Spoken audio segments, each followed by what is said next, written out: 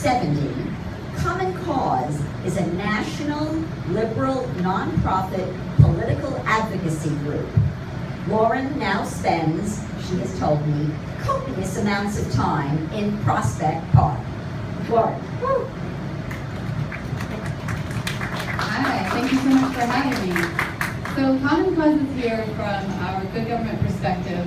We also have a project called New York Commons, which we've been working on for several months in partnership with the Public Advocate and the Urban Justice Community Development Project, and also 596 Acres, to work on engaging more New Yorkers in the decision-making process around public assets.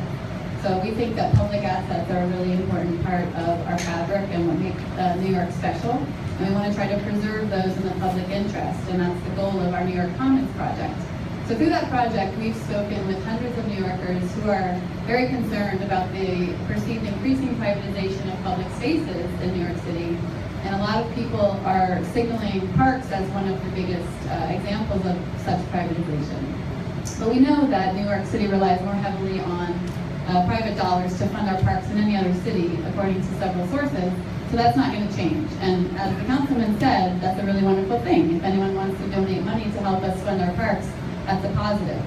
But we have to be careful and concerned about some of the oversight and accountability issues that go along with public-private partnerships in the city, and make sure that when public dollars are expended, the public still has a say over what happens, and ongoing oversight over public-private partnerships, such as the wonderful new funding mechanisms that allow Hudson River Park Trust to raise money from private donors to exist.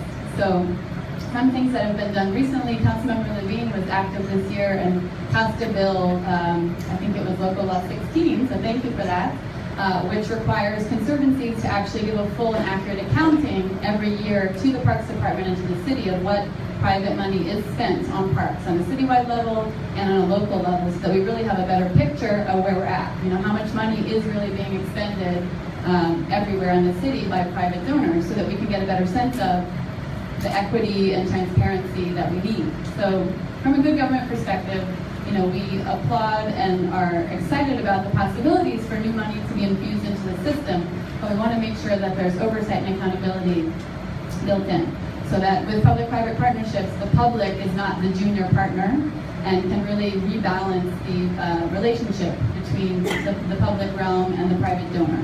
So sometimes the private donor, while it's really exciting that they want to give hundreds of millions of dollars for an exciting project, sometimes their vision and their altruistic goals can overstep or push aside the public processes that are really important in deciding the future of our public spaces.